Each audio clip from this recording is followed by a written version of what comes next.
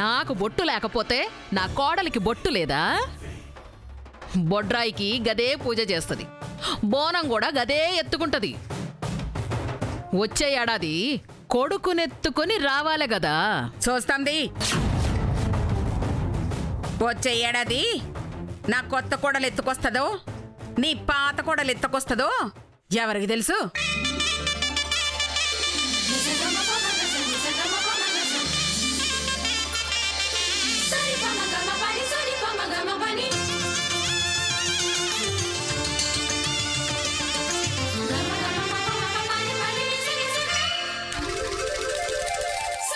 నాకే తెలుసు, నా కోడలే కొడుకునెత్తుకొస్తుంది.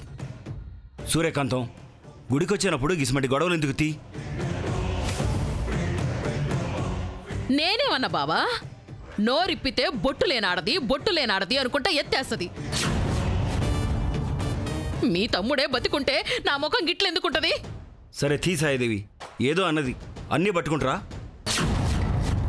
నీ చిన్న కొడుకేడే.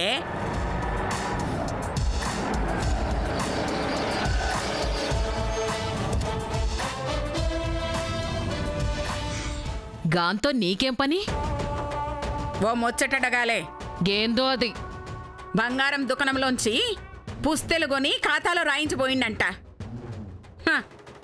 ఏ తలకు మాసిన దాన్ని తీసుకొచ్చి ఇంట్లో కూసోబెడతాడో జరంత చూసుకో. అవునా? ఎంత చల్లటి మాట చెప్పినవక్క. నీ నోట్లో చక్కెర పోయ్యా. ఈయన కొడుకు పుట్టాలే, ఆయనకి పెళ్లి కావాలని నా గోడలతోని బోనం ఎత్తిస్తున్నా. బోనం ఎత్తక ముందే శుభవార్త చెప్పినవు. ఆడు దేని మెళ్ళ పుస్తకడితే నాకేంది, కొడుకును కంటే చాలు కదా.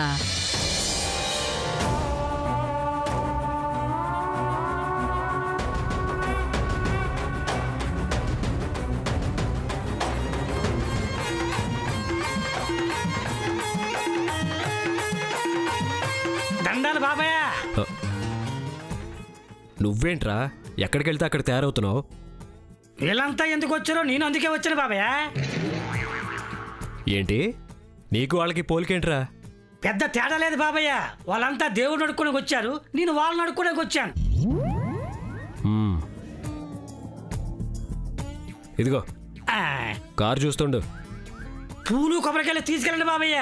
మీరు గుడికి వచ్చారని అమ్మాయి గారు చూస్తే నమ్మాలి కదా.